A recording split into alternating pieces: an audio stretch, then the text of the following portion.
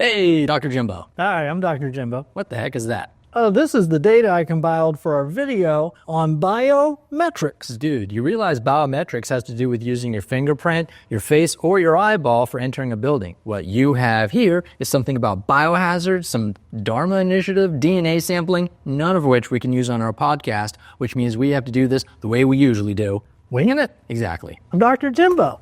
Welcome back to the Security Bros. I'm Ken. This is James. What are biometric access controls? Simply put, they are access control systems that use your physical characteristics to grant you access into a building. Think facial recognition, iris scans. Fingerprint scanners are probably the most common thing that you see around. I think some places use these even for like clock-in devices, for clocking into work, but typically it'll be like on a door and you press your finger on it and it scans it. So people are pretty familiar with those. The other thing that's kind of becoming a bit more popular, we actually see it on some of the intercom systems that we interact with, is facial recognition, which actually works pretty good. And I find it to work a little bit better than the fingerprint scanners. And there's iris scanners. You know, it's kind of like in the movies, it can scan your iris. And since everyone's iris is a bit different, it's a pretty secure way to control access to a door. And last but not least is voice recognition, which pretty much nobody really uses. Kent also has a voice-activated security system that unlocks the door to his office. It opens and responds to his voice only. But it's only something I've seen in the movies. I have seen you install a handprint sensor to access, I believe, a vault or some kind of space inside of a bank. Yep, we've done that. The other thing we've done is put fingerprint sensors in a medical facility. And I actually kind of wanted to start this whole video off by saying I'm not a huge fan of fingerprint biometric access devices. The reasoning for this, and this came from the medical facility that we worked in, is your fingers, when washed a lot, especially in a medical environment, they're constantly washing their hands. That constant washing with whatever cleaner they're using, it does something so the scanner can't really read your fingerprint. And the way I see it is if you need, say, quick access to a medical storage room, you don't want to be in there having issues trying to get in because it won't read your finger. You're better off just going with a traditional key fob or a badge or something like that to get in that room. Yeah, the last thing you want to have is an emergency where you need diazepam or epinephrine or corticosteroids, whatever it is you're trying to grab, and you need it stat. Ellie, I need another doctor over here, stat! And then you can't get in because your finger is too clean. Give me $30. I gave you 20 untapped. Ask Johnson, he's loaded.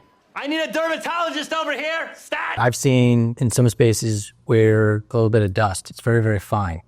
So it doesn't work until you go wash your hands, and then it reads it right away. Or there's just some film or any dirt gets onto that little sensor. They're very cool. Yeah, they look great in the movies, but conceptually they're really cool. Impractical in real life. Not to mention, like a medical facility, that's a really funny place to put it because the whole point is to be clean. I know. Everybody's touching this thing. I put my germs onto that, and then you come by and you pick up some of those germs. There's another issue that kind of comes along with the fingerprints, actually any biometrics really, because typically with a traditional system, you can go in and say you have 100 people that need access to a facility. When you're installing that system, you can pre-program everybody in and then just pass out the fobs, cards, or whatever you have. It's really easy. With biometrics, say a face or a finger or an iris, you can't pre-program them. They have to bring their physical characteristic, scan it into the system, and then now they have access. So yeah, it is secure. It may or may not work depending on how clean your hands are. And it's a lot more time consuming to kind of set the whole thing up. There's actually a couple different kinds of fingerprint scanners. Some work a little bit better than others. There's optical scanners, which use light to make a digital image. There's capacitive sensors. These are actually, you'll be familiar with these. It's what the iPhone uses back when they had fingerprint scanners on the iPhone. There's ultrasonic sensors, which is actually, I think what you have. If you have one of those phones where you can scan your, say, thumbprint through the screen, it's using an ultrasonic sensor, and that uses high frequency waves to basically create a detailed 3D image of your finger. Jimbo, can I interject here? Yeah. Right. So there was once a client that was very concerned, well, I should say it was one of the employees of the client was very concerned that her fingerprint might be requisitioned by FBI or other law enforcement agencies. Like they might come in with a warrant to get all the fingerprints from the system because those are all linked to actual names. Right. If they came in and they grabbed all those fingerprints, then they would have hers, and she wanted more privacy. Now, I explained to her that that cannot happen because the way these readers work, they're not taking a bunch of photos. That would take up too much memory, right? It would overload the computer. So what it does is it takes a scan and it has an algorithm that turns all of the, what it sees into some string of numbers, usually an equal string of numbers. Let's say it's 20 digits long, and that's what gets recorded into the system. So when you come and you enroll your fingerprint for the first time, it scans and it creates a number in the system. And then later on, when you come and you scan again, it turns that into a number, and then the system compares those two. Mm-hmm. Those Basically using your thumb as your key fob. Right, but it doesn't in the system or in the reader, there's no actual photo. It takes a scan, but there's no photo in the system of it. Not like a set of fingerprints. If the FBI came and got anything, all they're going to get is a useless string of numbers that only matters to the reader, right? So that number can't be like turned back into like a picture of your fingerprint. That's not how it works. So there's no privacy concern there. I'm not a fan of that sort of access credential, but there's not a privacy concern. Right. Now, even though I explained that to her, she still did not want to use it. She was much older, and so she was very suspicious of all this new technology. Fair enough. Which is odd because she was working for a technology corporation that literally produced that technology that I was installing. And we were installing it on their lobbying office where they lobby to government for their stuff. So that's a good segue into the facial recognition readers, which are quite similar in how they operate. These use a map of your face, similar to the ridges of your fingers. It's called a face print or a face map. It measures the distance between your eyes, your cheekbones, the height of your head, and all that stuff. They're very good at telling if it's actually your face. We've tried scanning for each other. Does not work. I've also tried using a photo of myself, like a printed out photo. That won't work either. And the technology is able to determine those kind of things, so somebody cannot fool the system into thinking that they're you unless they actually maybe have your head.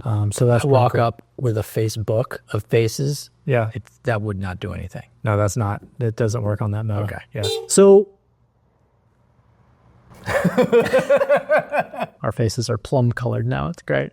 I love how you feel my embarrassment and I feel yours. Biometric systems are secure, but they're also really convenient. There's no more fumbling for keys, forgetting your PIN code, forgetting your fob, because your body is your credential. It's also very secure because all of those traits are unique to you, to me, right? So not everyone has the same fingerprint. And then additionally, you don't have to worry about any theft of, say, losing your key fob or badge or anything like that, unless you're just making a habit of walking around and losing fingers or eyeballs or faces, you're good. You always will have your credential on you. But the downside is, as I mentioned earlier, that it's very time consuming because every single person that is getting access to that facility, obviously you got to scan them all in, which can take a lot of time. And it's a lot more expensive. So those readers are more expensive than a traditional key fob system. I feel that. Do you feel that? So I want to kind of talk about what's a little different from biometric, comparing biometric to a traditional system. So how do I think that you think? What do you think? I think. Yeah, right. It's cool.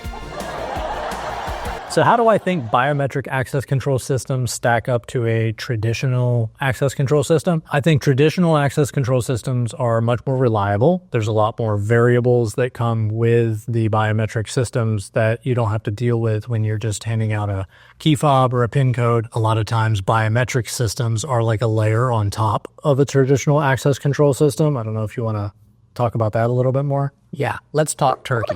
These things are a bit more expensive because, as James just said, you now have to purchase two systems. You have the biometric system that sits on top of the traditional system. What happens in this case is that you have essentially two separate softwares, two separate servers, and what you'll do is program, say, your thumbprints into the biometric system. You give it a name, let's call it Jimbo, and then you give it essentially a key fob number. You tell it, what number are we going to send to the key fob system? Let's call it 1, 2, 3, 4, 5. that's going to be the key fob number. To the key fob system, it looks like it's getting a key fob scanned. You put your thumb there, and then it goes to the biometric system, which then sends the signal over to the key fob system saying 1, 2, 3, 4, 5. The key fob system says, oh, look, that's Jimbo. It's his key fob. You might name the key fob like Jimbo's fingerprint. And so now you have two systems, which means you have to enter that data twice. It's more complex. It costs you a lot more money because those those biometric sensors are a lot more expensive than a traditional key fob reader. I think they're really cool, and I think there's applications in which they can be very good. I'm personally a big fan of the traditional access control systems. They're much more reliable. But what I want to know is, what do you think? Have you dealt with these systems? Have you used them? Do they have them at your place of work? Tell me what you think in the comments below. If you enjoyed this video, like it so we know, and share it so your friends know. Bye. All right, props. I'll give you props. For those of you who don't know, the thumb comes off the shelf and it goes onto a little table here, which I then pop out for the end of the video. I'm going to say, welcome back, security bros, whatever. Right. And Jim. For sure. And then what, you're just going to jump in? I'll just introduce us and then just stop. And then you go? Because I I was thinking about making a comment about who is that guy? About who's what guy? Who's that doctor guy? I'm Dr. Jimbo. He was a weirdo. If you enjoyed this video, like it so we know, and share it so your friends know. All right.